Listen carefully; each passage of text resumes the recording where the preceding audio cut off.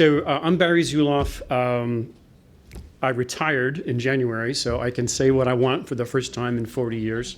However, I do need, my attorneys do tell me I do not represent the White House or the Department of War or the national intelligence community in any sense. I just need to make sure I said that.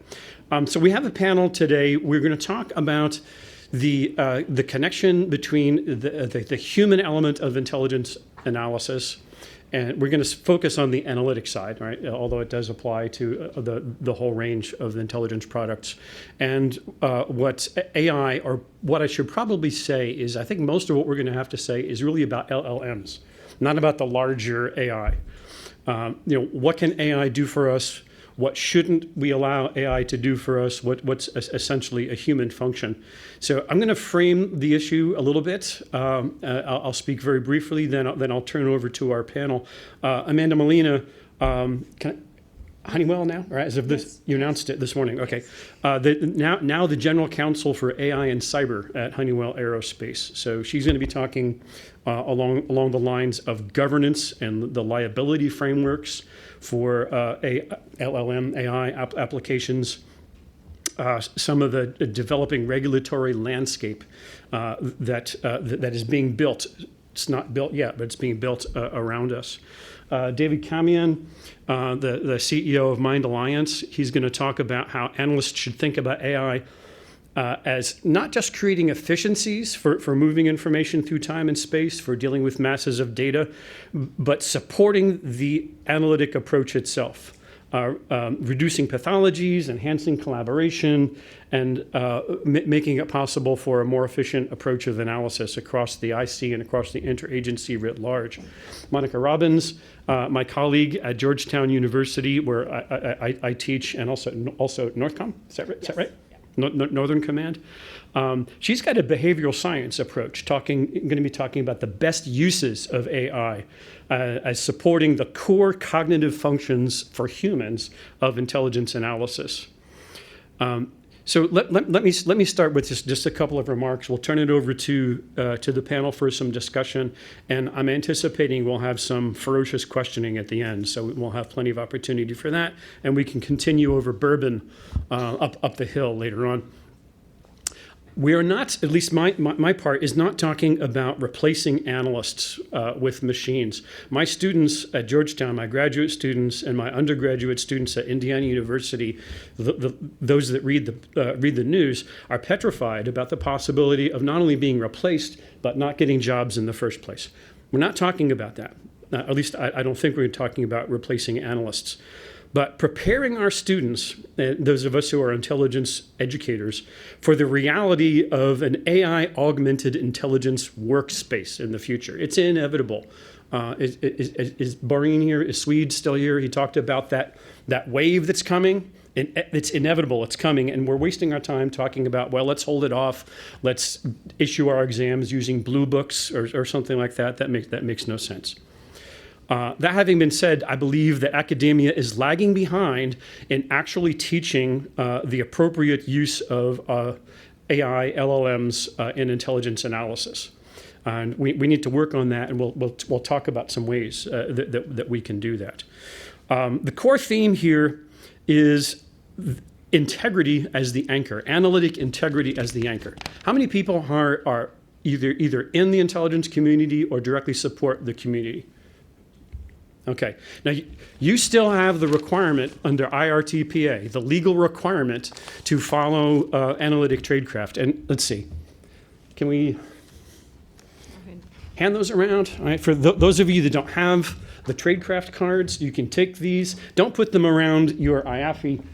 David, could you hand them around that way? Don't put them around this because you'll put it away. Put it around your actual badge so you have the requirements.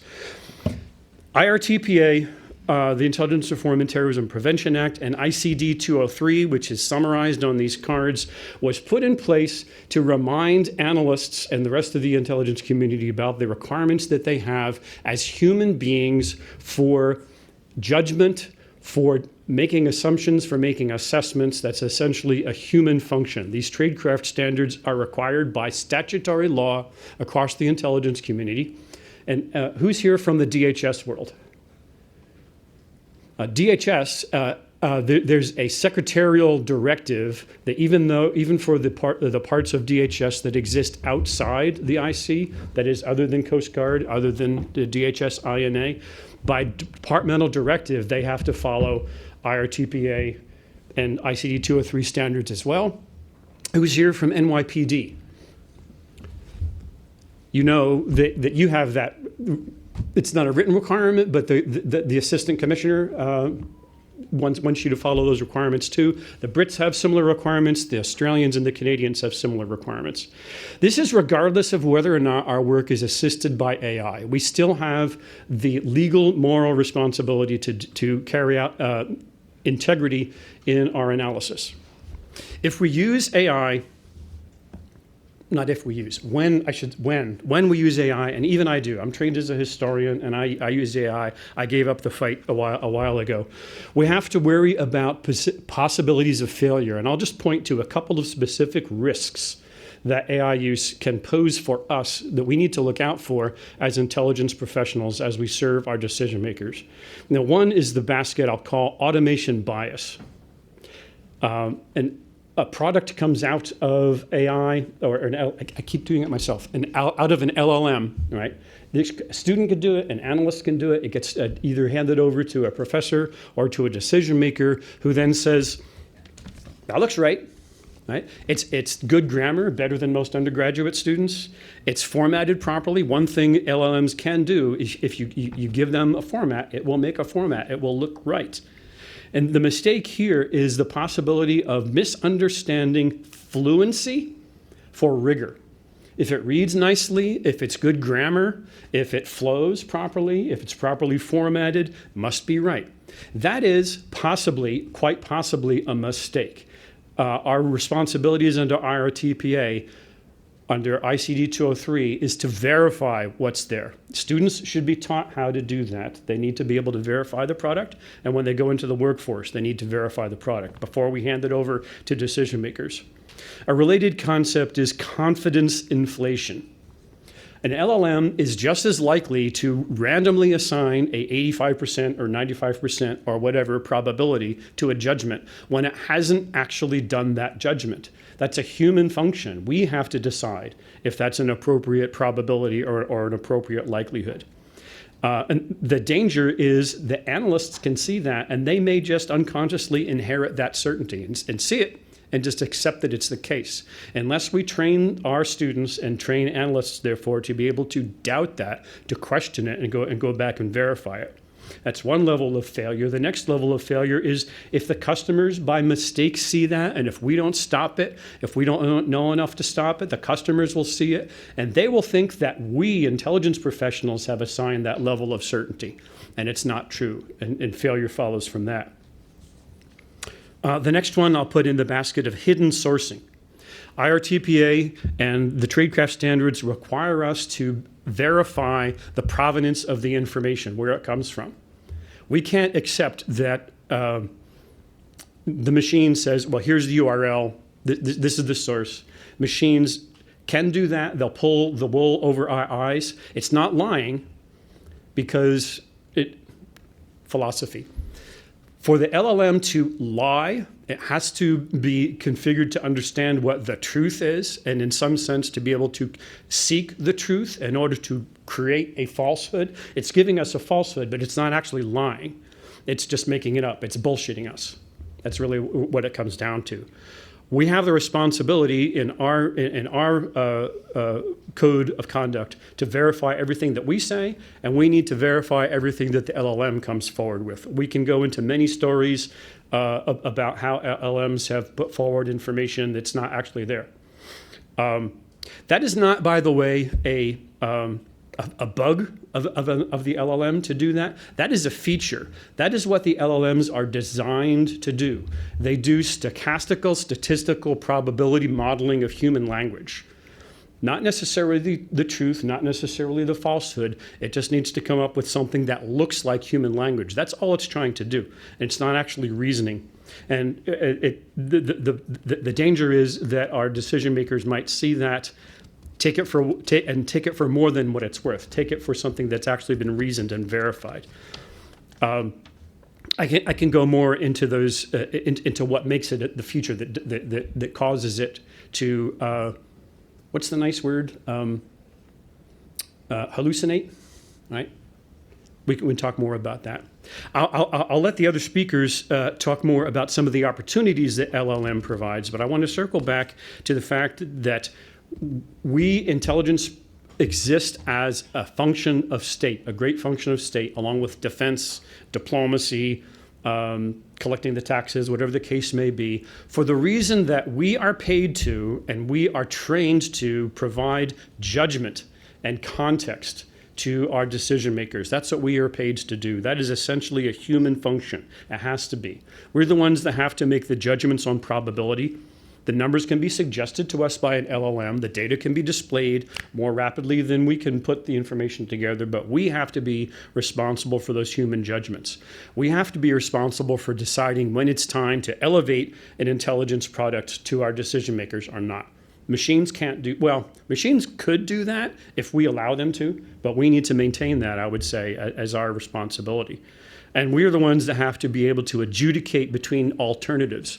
Machines can come up with alternative explanations, different scenarios. Some of them might be plausible, some of them might be implausible, some of them might actually be impossible, even though they're felicitously worded, if that's a phrase. We're the ones that have to decide on which of those alternatives are reasonable.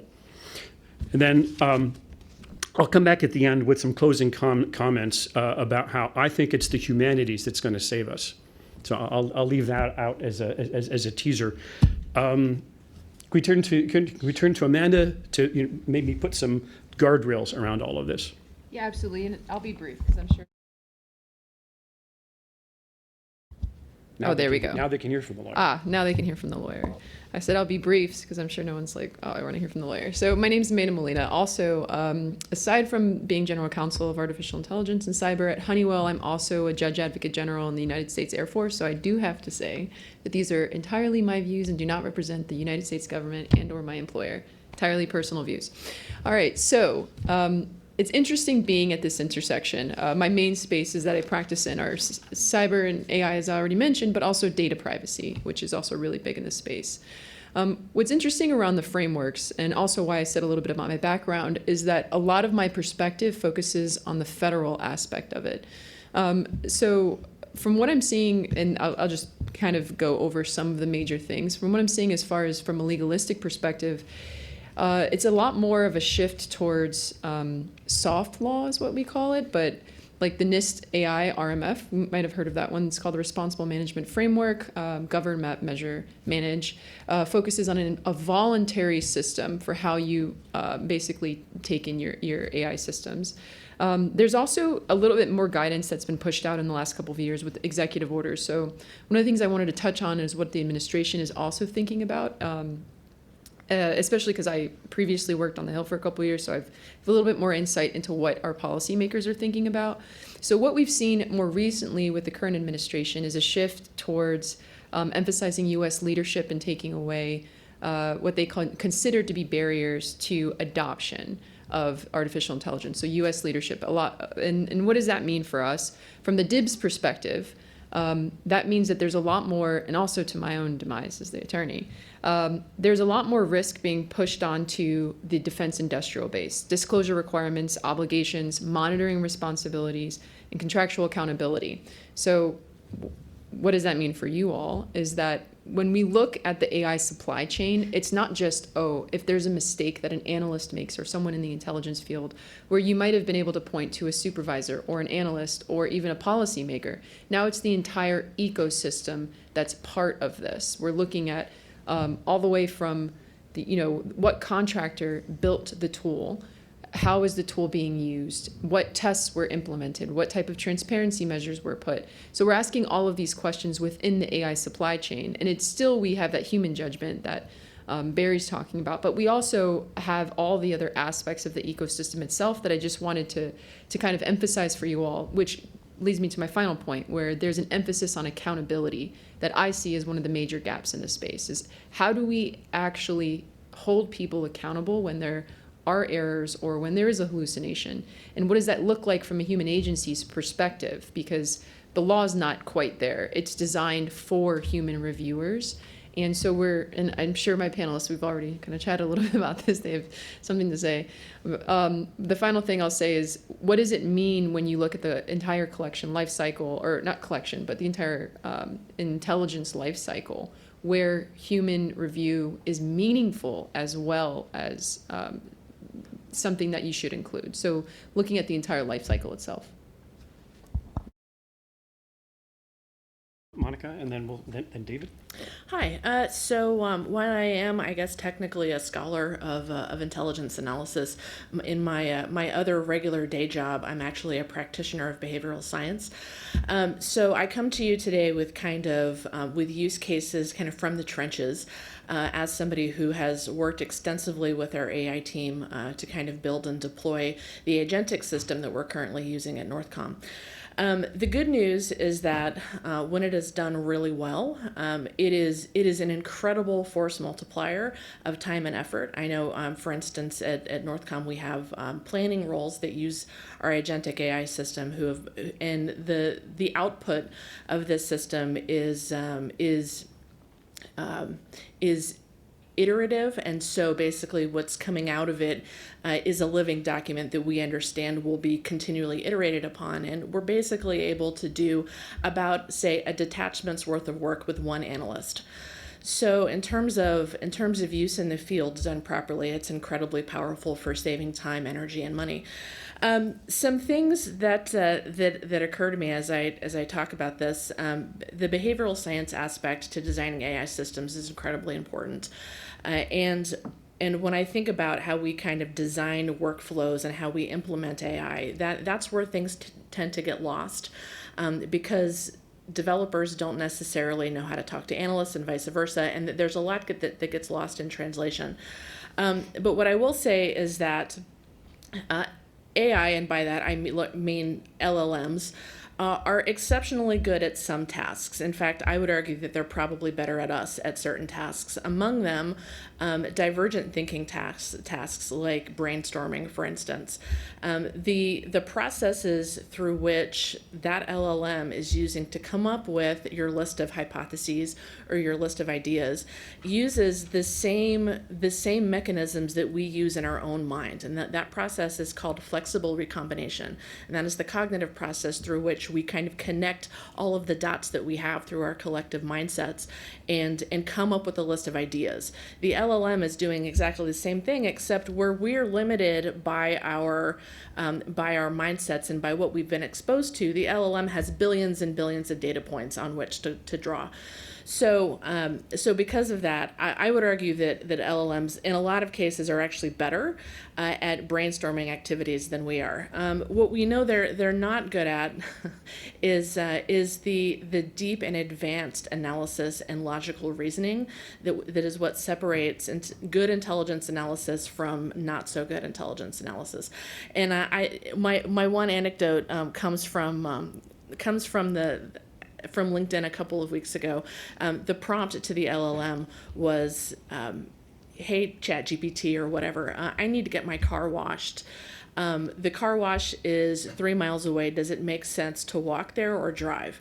And the answer back was, oh, well, I mean, it's close enough. You might as well just walk to the car wash rather than drive. And so it is the type of reasoning that we have baked into our own mindsets that we apply as intelligence analysts that we find LLMs often fall severely short. And so I feel like the consensus among all of us is that perhaps we shouldn't be trusting LLMs with making complex and nuanced decisions in ever-changing landscapes. In terms of responsible analytic systems, some other behavioral science things that are worth talking about. What LLMs are trained to do is to sound authoritative, right, and confident when their responses come back, even if those responses are total garbage. And so because it sounds authoritative, we have this thing called authority bias, where if the person, or in this case the LLM that we're talking to, sounds authoritative, we're cognitively less likely to question the output. And the product of that is something that's called cognitive surrender. I think that's the buzzword that's been floating around lately. So So we can affect all of that as AI developers, right? We can actually develop AI in such a way so that its responses signal uncertainty, right? Good idea to do that, certainly. To say, actually, I need a little bit more clarification. I'm not sure about this. Make it auditable. Now, from the trenches, what we've actually implemented in our own AI system is a very simple interface that we call basically a workbook. Every time I have an exchange with our agentic system, I save it as a notebook. And that entire chain, the entire chain of thought prompting, the entire exchange is saved as a notebook. So I can actually go back and look if it has hallucinated something, or if it has misstated something or misinterpreted something. I can actually go back and point to it and correct it. Responsible AI systems should also include refinement and correction, as well as being able to document errors. Now, in terms of refinement and correction, some really interesting conversations that are happening in the analytic space right now is the use of something called neurosymbolic architecture. And essentially what that does is when you prompt an LLM, what it is able to do is to generate a visualization of concepts. It looks something... For lack of a better term, it looks something kind of like an argument map, if you're familiar with those, or it can also be node-based, so that you can actually go in and examine the semantic connections that it has made and make corrections. By using this type of architecture, we can actually see inside of what we've been calling the black box, because obviously transparency and audibility is critical when we're talking about high stakes analysis. That's it for me. Thank you for that. David? How many of you are going to get on a plane later this week? Raise your hand. Okay. How comfortable would you be if there was no common language between pilots and control towers? Where there was no standardization across airports? You'd have a problem with that, right? Especially if you had loved ones on the plane with you. We don't have a common language for intelligence analysis. We actually don't have a common language for national security. There are many, many glossaries. There are many, many definitions all over the place. So one of the things that one of the drums that I want to beat here today, and I spoke to Kathy Fersen about this earlier, is we need to create an ontology of intelligence analysis. We can start by looking at structured analytic techniques, pulling out the key concepts and defining them. What's an assumption? And so on. Why does this matter, and how does this connect to the previous speakers? Well, if we want oversight, if we want governance, if we want transparency, it's transparency into what? What is it that we're trying to accomplish? Now, well, I'd like to spend a lot of time, educating those of you who know nothing about symbolic AI and neurosymbolic AI, and explaining that you have to be careful about relying on LLMs. Unfortunately, the cynic or realist in me believes that it's too late. Our systems are going to be deployed all over the United States, probably also in the intelligence community, that are going to create over-reliance on the wrong types of AI, meaning AI that is a black box. It's going to happen. There's too much money, venture capital, and so on behind it. So it's unstoppable. That doesn't mean that we can give up and that we shouldn't try and fight the good fight of having the ability to audit reasoning, having the ability to design reasoning processes where we do have transparency, we do have the ability to learn about past surprises. So that could take a whole day. We don't have a whole day. So I want to put it into frames that the President or the National Security Council will understand. We are going to lose the competition with China if we don't get our act together. Creating a common language for intelligence analysis is just one part of the puzzle. So just imagine that, it's on a space race, it's an AI race. Imagine a spy in China told us that they have an incredible AI system, right? They have created a virtual intelligence analyst. Actually, they've created an entire virtual intelligence community. They've got AI agents that do every single task across the whole intelligence cycle. But they have based it entirely on LLMs. What are we going to do in order to surpass that? Think about that for a minute. Think about what will enable the United States to win. Andrew Boreen, aka Swede, talked about our values being a better product. I agree. He also talked about the scientific method being part of our edge. We're not all about stealing other people's scientific ideas. We're about creating the fundamental research.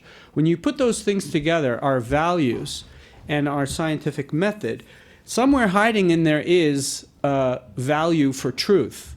Now, we can argue about what that means in different circumstances, but I want to leave that point to sit with you for a minute, and then I'll add on a couple of layers.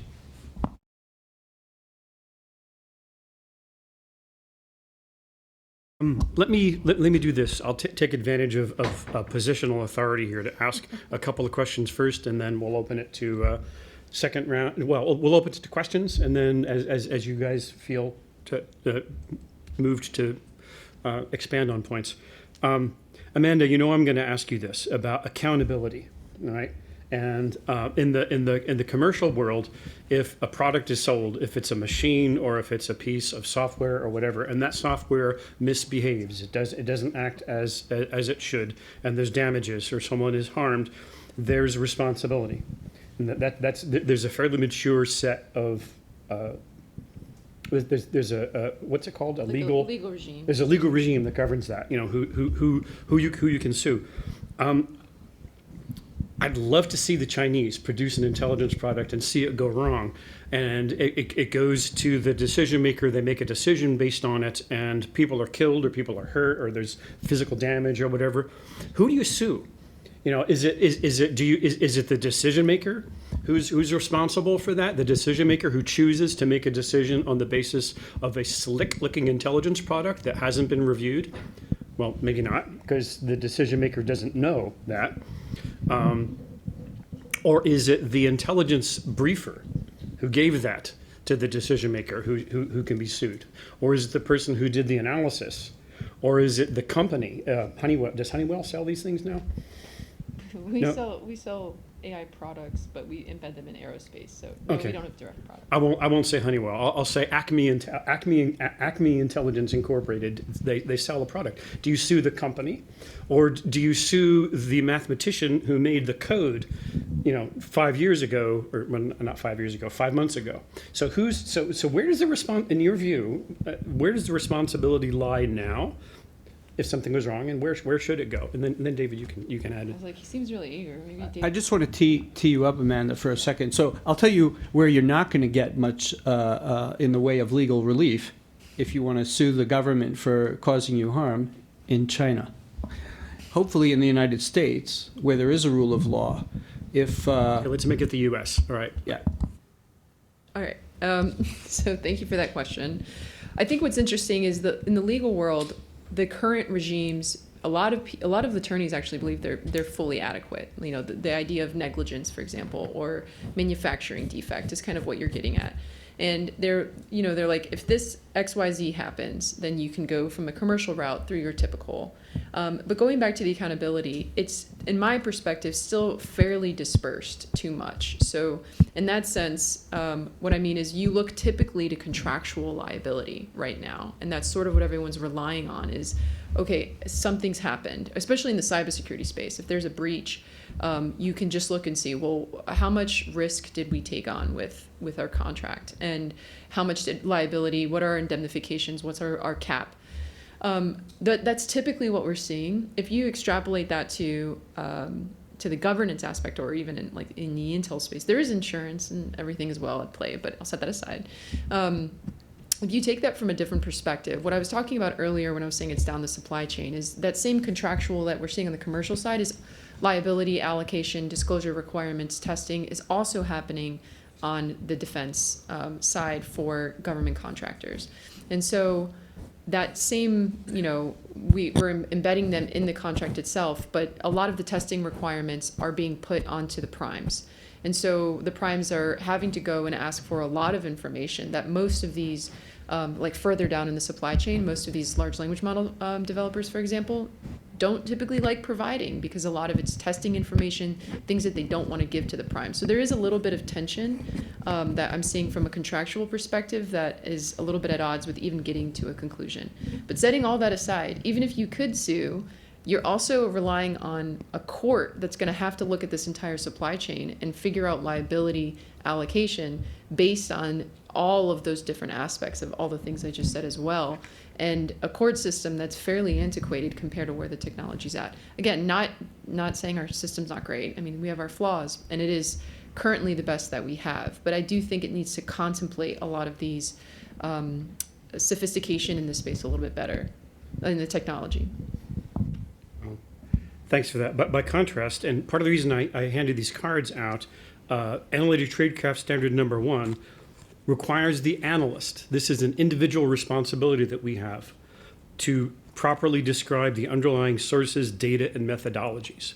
If we don't do that in the intelligence products that we use, including the algorithm or whatever the case may be, if we don't properly explain that to our decision makers, the human intelligence analyst is responsible. Maybe can't be sued, but at least the moral responsibility is on the intelligence professional. Monica, I had a question for you. Great. So you're talking about the behavioral science approach to using, and I think that's a great approach, even though I'm trained as a historian, not as a social scientist, to be able to properly use these tools as they are tools. Currently, maybe not better than humans in some tasks. Maybe in sort of data display and moving data around, they're better than us, or they're faster than us. Do you see a time when the machines can become as good as humans at judgment, as actually carrying out judgment and those kinds of what are now essentially human functions? I think that it is hypothetically possible, just like we've been chasing the general artificial intelligence. We've been chasing that soccer ball for years. I would argue, and I teach this in my advanced analytical techniques class as well, that the role of the analyst, particularly as far as the humanities are concerned and as political scientists are concerned, have a deep and hopefully fairly intimate knowledge of what our consumers are actually looking for. And because of that, and because of how context deep really good analysis is, I think that it's a ways off. Just like we say AGI is a ways off. So hypothetically possible, not anytime soon. So I know what we tell all of our analysts is that any analytic product that you come up with, if it is generic enough that it is equally applicable to everybody, it is not tailored enough. And so I would argue that using LLMs and using tools, other AI-enabled tools to support analysis, frees analysts up from sorting through data and allows us to think much more deeply about what it is our consumer actually needs and what they're going to do. And David, I have a quick question for you. You mentioned working on an ontology, which makes sense. Again, on Tradecraft, part of the reason we exist is not that there weren't standards before the creation of ICD 203. There were multiple different standards. And these are to get us as humans on the same sheet of music, using the same language.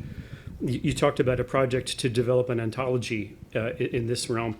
I thought I heard, maybe I got this wrong, that the Department of War is working on its own on preparing an ontology. Did I misunderstand? That is correct. There is a team out of NGA working on ontology, not because it's a nice to have, because it's essential. It encompasses the IC as well. It's not well known enough. And it needs to be better known, and I'm hoping that this community will tie into that, because we don't want a duplication of effort and we don't want to create islands of ontology. I think the important point, though, is to talk about why it's so important and what we're trying to achieve. And obviously we're trying to achieve an advantage mission advantage. And the reason, just to answer your previous question, the reason humans are so essential is, we can function pretty well with an open world, model of in our heads. We can imagine counterfactuals. And although an AI can generate a lot of, potential scenarios, we're the ones who can add different alternate futures in a way that I think machines still cannot. There are still a lot of, low-level tasks that I'm comfortable having an AI do to support humans. So I'm not anti-AI. But when it comes to grand strategy, when it comes to strategic decisions and operational decisions that have to consider second and third order effects, then you need a model of the world. You need causality. You need counterfactual reasoning. You need to think that, if I drop this bomb on this building, it may have some good effects. It may have some negative symbolic effects. And that's, they talk about the strategic sergeant who does something nasty on a hill in Afghanistan, or a cartoonist in a country. I mean, sometimes the most minute symbolic, the minute physical act can have massive ripples in the cognitive domain. Mm-hmm. So I think IAFIE is in a very important position to lead the educational effort to get people to understand the importance of adopting AI very responsibly. And analysts who go into the intelligence community are going to face a horrible reality where they realize that they're working in an environment which has a patchwork of some sane things going on and some insane things going on. And they're going to have incredible moral courage to deal with that kind of environment. They may have managers who will tell them just use the goddamn system that you've been told to use. And they may realize that the system has not been architected properly. And I ask the AV guys to be ready with a one screen. I don't have slides, but with an article that I recently published in War on the Rocks. In that article, I argue that the government needs to own and govern and manage the ontologies that are used, and that, no, not that slide, the screen, the web page with the article from War on the Rocks. Copy. Okay, great. So in this article, which resulted in a congressional staffer calling me and say, okay, how do we solve this problem? What I basically argue is that you cannot outsource the meaning of the fundamental concepts you're using that ultimately drive the decisions you're going to make, the life and death decisions you're going to make. You cannot outsource that to vendors. Let the vendors make lots of money from doing all sorts of things, the great interfaces, great models, great data gathering, fine. But when it comes to classifying what something means, and that forms the foundation of the epistemic framework, you better not outsource that, because that's going to directly tie to judgment. And I want to add, if I can, another minute. It's called the intelligence community for a reason. There's the national security community. There's the interagency. And oh, by the way, terrorist attacks, natural disasters, and any number of crime, these things happen at the state and local level. If we don't figure out how to create a whole of society information sharing and collaboration environment that actually works, then we may encounter what I've encountered in numerous projects, where the intelligence is great, and you say, yep, there's the terrorist, but by the time the federal, state, and local agencies and private sector critical infrastructure operators actually share information, it's too late. The attack has succeeded, right? So how would we feel if another 9/11 happened exactly or pretty close to the same way because we didn't solve the information flow from agency to agency? That's an avoidable disaster. There are many avoidable disasters where it's not about, quote, connecting the dots for an analyst staring at a screen so that they do better analysis. The analyst may create the perfect analysis, but it's only one piece of the puzzle. And if we don't have information flow across whole of government and beyond, we're not going to see the picture that the puzzle is trying to create, let alone solve a mystery that doesn't have a defined set of pieces. David, I think we agree more than we disagree about it. I'm going to disagree with you while trying to not be disagreeable about it. That also, it's not the data. Right? We can have all the data in the world. We can have the machines talk to the machines. We can have massive amounts of information, but it's still essentially a human function to look at that information and decide why it matters. And this is what humanities, I think, are important here, because humanities instruction in the university is where we can have ethical destruction. Ethical conversations, ethical destruction. Yeah, we need to read Augustine and Thomas Aquinas again. That's a human function to be able to figure out. Sure, we can do this. We can take this data and we can do something horrible to that terrorist. But is that the right thing to do? Is that the morally appropriate thing to do? And that's a function that needs to still be a human function, regardless of all the data. So I hope that wasn't disagreeable. No, it's not. And even though, we need machine-to-machine information flow, and that calls for controlled language and ontologies and so on, ultimately humans need to consume the information in the machines, unless we're taking humans completely out of the loop. But I'm not sure there even is such a thing as truly autonomous anything, because the humans have to actually authorize the autonomous system to go and do its thing and pull the plug when it's not working. Let me open the floor to discussion, questions, criticisms. There's microphones going around. And then just as a reminder, we're being live streamed and recorded. So, Hi. Just a quick thought is, it's a really interesting discussion, particularly the legal side discussion I found. Well, I guess my big question was, how much of this is unique to the intelligence community? I mean, when we're talking about legal liability, one of the areas where I believe AI has already been used a lot is, for example, in medicine. So have we actually, is that a problem that's been solved? I mean, in medicine, if a doctor convinces you to have an organ removed that didn't need removing, and part of that decision is made by an AI diagnosis, which I believe happens a lot and very successfully in things like oncology, who gets sued then? Has there been a test case that, There's always a question on this. The big issue there is how much of this is unique to intelligence, and which bits are. Yeah, I thank you for raising that. I think that part of what you're getting at is the idea of risk-based use cases and risk analysis. So what you just mentioned was high risk. And one of the things I'm seeing across the space, not just, I do operate in a specific space, but generally, a lot of my friends who work in the health sector, I also previously worked at Microsoft, a lot of my friends who work in the health sector in particularly have come to me letting me know that they are building these tools in the health sector to optimize for financial benefit rather than patient care. And it's something I've heard many times already.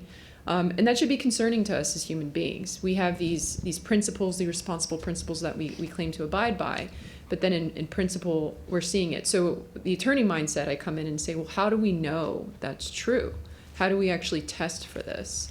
And so to answer your question, actually more broadly, is in the high-risk use cases, this is where these questions are becoming the most, I'll say, aggressive in terms of seeing where the tools are becoming more prolific, because of not just life on the commercial side, but and the national security implications. You're talking about targeting individuals, or you're talking about identifying someone as a terrorist, or on the commercial side where you're having autonomous vehicles that are engaged in crashes, or I can give you a million use cases, but the point is that these are high risk cases, and so where the high risk cases are happening, these questions are a lot more across the board important on the legitimacy of the tools and how we're engaged in that democratic oversight, and it's based on that risk. So those low-risk cases, we're actually, and sort of to go at what my colleague here was saying, is that on the low-risk cases, it's less about do we have human oversight if we need someone to just summarize, articles online? Probably not. So there's this bifurcation between, what are the tools really good at, where we can take the role of the human out, on the commercial and the defense side, as well as what are humans really good at. And humans are really good at ethical judgment, a lot of the things that have already been mentioned here. They're really good at, ensuring that we abide by these mores that we've created as a society. So that's my answer to the question is it's based on risk and use cases, and high risk cases are getting the most attention right now. And the intelligence space is directly in that: law enforcement, intelligence, health, and military, or like the big ones. I can add on to this as well, actually. So more broadly, we're seeing this kind of play out in real time in use cases where I'm not sure if anybody's been following, but there are a couple of lawsuits out right now where we have teenagers that are basically using various LLMs, ChatGPT, for instance, as basically like a counselor, someone to confide in and to talk to. And there have been a couple of instances where that LLM has encouraged that teenager or whatever to go out and commit suicide, and that's actually in play in the courts right now. So cynically, I think broadly, when we see guardrails put in LLMs like this more broadly, not necessarily talking about national security, is when companies are economically incentivized to do so. And so we're seeing that play out in real time, and I think that the outcome of these kind of current decisions that are coming out of courts and lawsuits will determine quite a bit moving forward. I should also probably clarify, I didn't want to give the impression that there's liability in the U.S. intelligence community. Analysts don't get sued. I was sort of pushing an analogy. And maybe rather than liability, responsibility. So like moral responsibility might be a better terminology for us. Can I just add a few more points before we do Q&A? So I've coined a phrase I hope catches on in the intelligence community and beyond, called analytic debt. Who here has heard the term technical debt in the world of programming, right? So when you program software, sometimes you cut corners and you just kind of get it done because you don't have time to do it right. And I'm sure that in the intelligence community, because of time pressure, you incur analytic debt. I'd like to advocate for managing analytic debt. And what I mean by that is you should know when you should have done a structured analytic technique or gone through some other analytic process, but you didn't because there wasn't enough time. And if you think about the cascading impact of whatever you produced as analytic output and where that goes downstream, you owe it to the people downstream who are consuming your analysis to tell them, look, I should have done these analytic techniques, I should have gotten more sources, but I did not. Be aware of that. Like, I might be able to fill in that gap later on. I might be on to the next thing. So if we manage our analytic debt, I think we'll be in better shape. As many of you, okay, it's working after all. Okay, as many of you know, there's a large literature on reasons why consumers of intelligence, particularly senior ones, do not trust the intelligence messages that they're getting. It involves quality of information, history, personal relationships, and so on. So my question is, do we have rigorous survey or other information that indicates what kinds of AI-human interactions are trustworthy in the minds of senior consumers? And alternatively, or maybe in a complementary way, how is it that analytic organizations can explain to senior consumers why and how AI is useful to them? Let me take a first cut at that.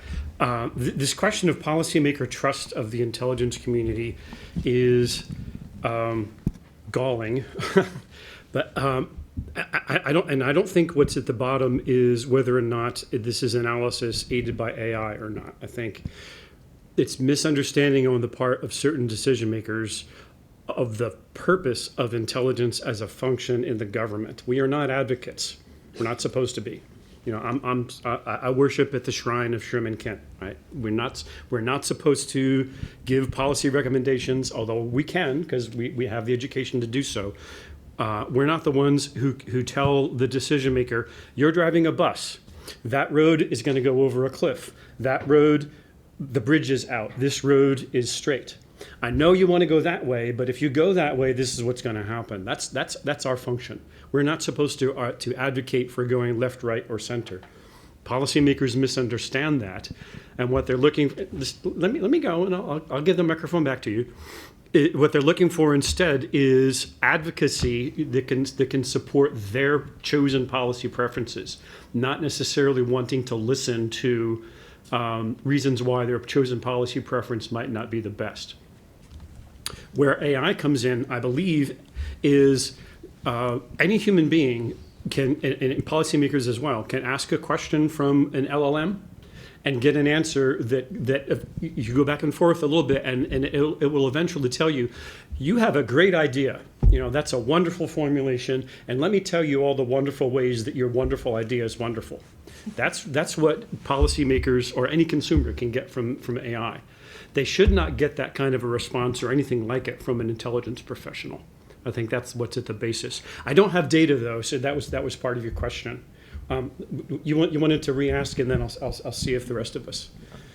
Yeah, I'm not. I have the sense I missed something. I'm not suggesting that AI is going to be making policy recommendations, but there again, long history of issues of trust related to interpersonal relationships, not policy advocacy, performance in the past, and so on. And I think early in this process, 10 or more years ago,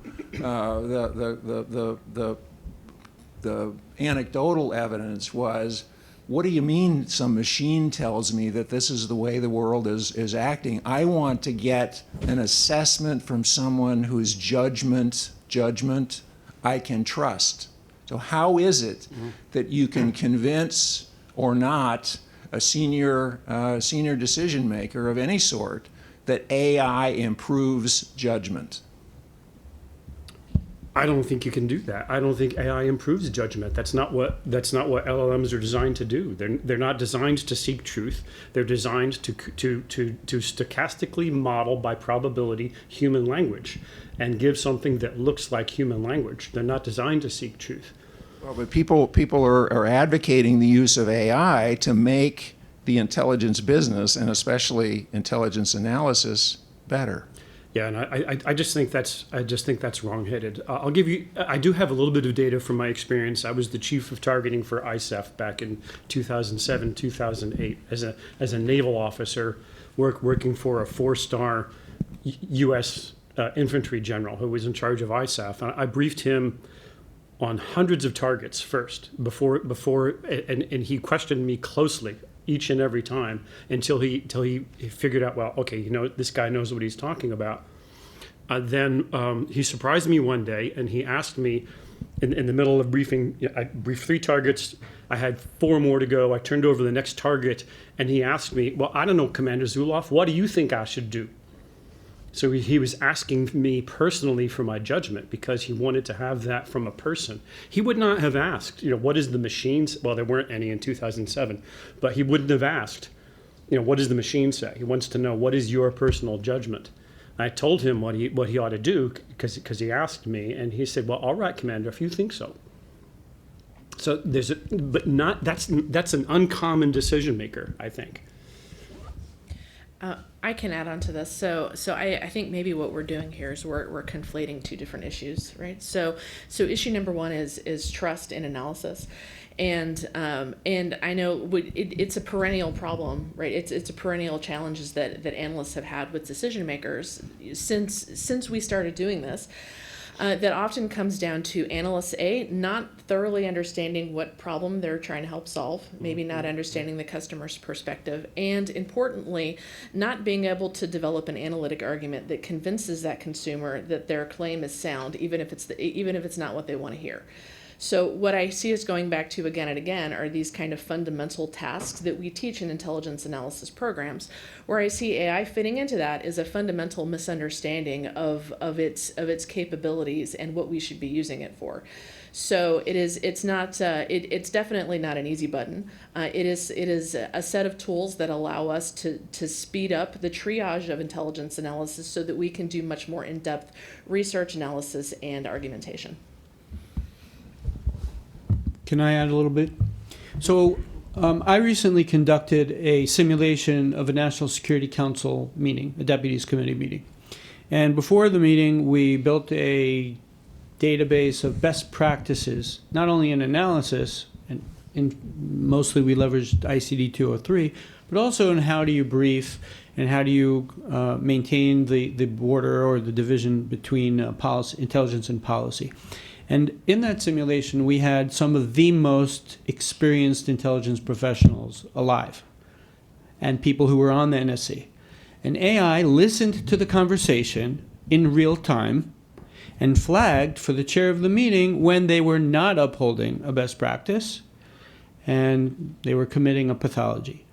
And the reaction I got from someone who was in the White House or worked with the White House was, just so you know, this would never fly in the NSC because there's no way a principal or even a deputy would accept being A, recorded, B, transcribed, C, exposed to accountability, D, being told, you just committed an error. So we have to recognize that, A, are we going to accept that at the top level of decision makers and say AI is good for all, the unwashed analysts, in the cubicles, but when it comes to upholding the standards for the actual decision makers, no, that's taboo. And maybe that's just the reality and we have to deal with it. And yet, okay, then AI can help uphold analytic tradecraft for analysts, not replacing their judgment, not replacing their accountability for judgments and assessments, but making sure that before they brief, the briefing upholds the tradecraft standards. Yeah. And then just to be blunt about it, IRTPA only applies to the intelligence community. It does not apply to deputies or members or the president or anything like that. So we can talk more. Whoever. I don't know who that's. Frederick? Yeah, thank you. So, Barry, to your ISAF anecdote, it sounds like maybe you actually were observing Wilmore Kendall's approach rather than Sherman Kent in the breach. But my question is actually for David. In your explanations, you were talking about the importance of coming up with sort of a lexicon for analysis so that we clearly understand what we're talking about. But in your hypothetical example of the Chinese AI system, you talked about it being an end-to-end system that did sort of the whole intelligence cycle. Why would we want to continue the separation into the intelligence cycle as we develop these systems? Why would we want to continue to divide collection, processing, exploitation, analysis, when most of these systems function best and can get the most out of the data if the data is as raw as possible? If these systems might be able to find signal in what we are removing as noise as we do the processing, shouldn't we be rethinking the intelligence cycle in terms of, as we go forward and try to implement these technologies? David, if I may, I thought for a tenth of a second of giving the general, well, when I was in intelligence school, sir, we were taught, the Chairman Kent said that we should never give, I thought about that, and then for about a second, and then I realized if I said that, he would throw me out of the office and I'd never brief him again. So then I prayed to a secondary god, Wilmore Kendall. Yeah. So to answer your question, first of all, I wish the Chinese were only going to rely on LLMs. About 25 years ago, they started creating a knowledge graph for all the research funded in China. So they get the importance of structured knowledge and ontology, unfortunately, more than we do or have done until recently. But I agree 100% with what you implied, that what we should be doing is stepping back and saying, given AI, how can or should we redesign intelligence cycles for different areas, rather than just trying to bolt on AI to the existing process? Are you with me on that? Yeah. If I can add, sorry, I just wanted to add on that piece as well, because it ties to what his question was. If we look in the last, I'll say like 10, 20 years, there's a convergence in the last, decade between energy, big data, or large data, not necessarily quality, we're getting towards quality, quality data, and then capabilities. So I completely agree. I think that from this perspective, at least, like, I'll say an outsider perspective in the military side, from my perspective, we need to rethink how we engage in the life cycle itself, but also to get to the point about China and what we're relying on is, with this convergence of the technology, it's a tool like any other tool that we have, but it's a very powerful tool. So how can we use this tool to do our jobs better and have it reliably, use it reliably? And I was thinking about this question in our space is, China doesn't, especially other authoritarian governments necessarily, don't think about the governance side, like the legal side, all these things that we were talking about with risk and looking at liability and how that works. So there's also this tension between how do we almost pragmatically still operate at speed and responsibility at scale, adjust our entire process, but also ensure that we, ensure that we have the strategic advantage from public trust, from our institutions, and from lawful decision making as well. So I just wanted to add that from the Chinese perspective, that as we're thinking about it, there's this convergence that we haven't had in a very, very long time from a technological perspective that we can rely on. Excuse me. Over the course of the last day or two, we've heard a lot about this integration with the AI and the analysts, this collaborative, we need to work together. But 3 or 4 years ago, we wouldn't be talking about this at all, right? It would have been a niche person for something.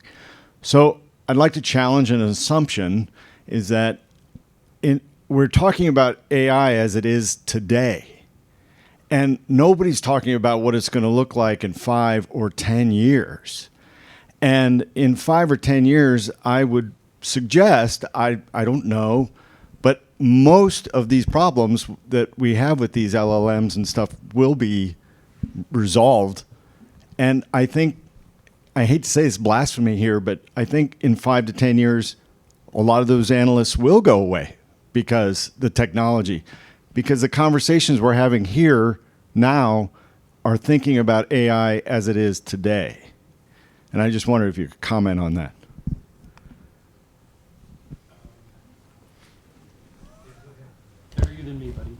So I hope there are people in the U.S. government doing scenario planning and imagining what AI might look like in 5 or 10 years, and then working backwards from that and thinking about the architecture of the intelligence community.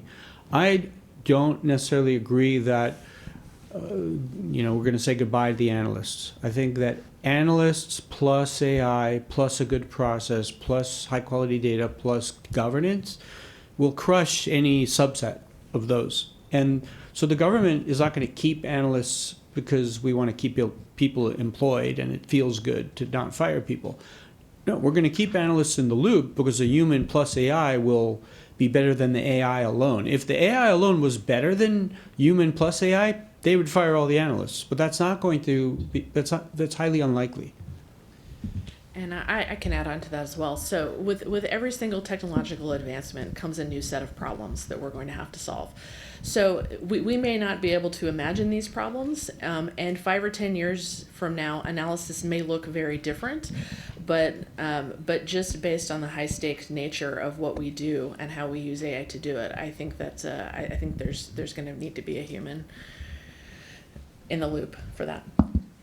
I think it's important to note that AI we've really touched on and focused a little bit more on large language models because of the topic itself. But if you take that and you look at other edge technologies, quantum computing, advanced missile defense, robotics, haptics, sensor technology as well, and you couple it with what's happening in artificial intelligence, you're looking at multiple sensory data, not sensory, but just larger data sets and data pools from all these different points. We have a lot larger, even from a collection perspective, you're looking at way more, information than we've ever had, which I was getting at with the data points, but if and then you see this also with even there's a recent presidential conversation right now about quantum computing. If you look at post-quantum cryptography and where it's going to be, a lot of it's national security and bio hazards, like essentially medical fears in that space. So when we're thinking about it, I just want to add that we should think about it in terms of all the edge technology, not necessarily just focused. And I do know that those questions are happening at the federal level and the policymaker level, but they're happening focused right now on the national security implications. So we're here on Mike Parrott with Joint Special Operations University and National Intelligence University. So looking at bringing this back to the education front, as we look at AI, as we look at how quickly things have transpired over the last 6 months, over the last 3 years on the AI front, how do we ensure the intelligence education is not becoming outdated by the time the ink dries or you hit print on your syllabus for your students? How do we make sure that we are staying at the forefront of that education, using those historical models, but applying them to new age technology, so that way we can ensure the human is the one that is staying at the forefront and at the edge of competition? I'm glad you said education, right? As distinct from training. So training can be, here's this tool, this is how you use it, right? Here's the spreadsheet, this is how you use it. And then this is where I think the humanities will save us. We need to go back to be able to, unless we're still doing this, but I don't think so. We need to go back to teaching students how to be critical thinkers, how to doubt, how to question what they see, how to look beyond what the algorithm gives us in the morning, and careful listening, careful reading, cultivation of skepticism and judgment. These are habits which, with all due respect to the previous questioner, I'm sorry, I don't know your name, sir. I do not think a machine will ever be able to do those things. It'll come close. It'll mimic, right? If we model to a machine how that happens. So the future is with training humans to do human things, and teach disciplined judgment before the technology takes us off into bad habits which we can't break. Can I answer as well? Oh, sure, yeah. I think that you're putting your finger on the real issue, because this is IAFIE. The word education is in the title, and I think we need to be thinking about the purpose of the education. And if we're talking about national security, we have to talk about the purpose of national security, to protect and further the interests and uphold the values of the United States and our allies. So I think we have to both work backwards from all the way at the top of values, national interests, instruments of national power, the processes that make government and the capabilities that enable government to achieve those results of, deterrence, the ability to execute a whole variety of mission types. So in one sense, we need to work backwards from all that high-level stuff.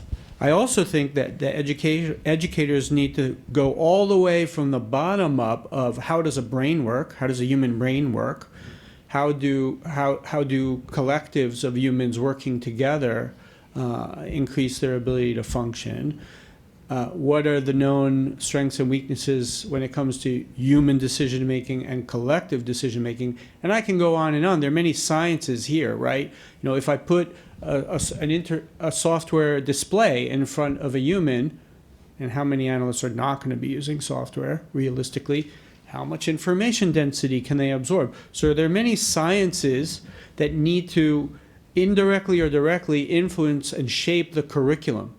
We would be doing an injustice to the profession of intelligence education if we were not interdisciplinary and, to a degree, transdisciplinary. I can add on to that as well. I have a very pragmatic answer to your question. I feel like as intelligence educators, especially when it comes to technology, we have to pay very close attention to each one of these advances. And I can tell you, I update my course every single semester because things move so quickly. So there is definitely a burden on the educator to stay current and relevant to the tools that our students are going to be potentially using. And whenever I come across a new tool or a new concept, the thought is always there: how can I bake this into my class to teach a lesson about something very important? And so I feel like that the days, especially for those of us who teach more on the technology side, that the days of evergreen content are waning, and we just need to just stay on top of it. Yeah. I got the hook. So that'll bring us to an end of the formal program. I look forward to continuing the conversation over coffee if there's any left, or over burden at dinner. Harry, just one small ask. If you could put up the email address. If anyone wants to contribute to the ontology of intelligence analysis, and you have a strong opinion about, oh, we should utilize this document as input, or I really want some concepts to be included, please shoot either the documents or even just a simple plain text email and just say, you know, I think we need to define assumption. I think we need to define evidence. I think we need to define hypothesis. Whatever concepts or documents you want us to mine for inclusion, please send them. Thank you. Okay, thank you.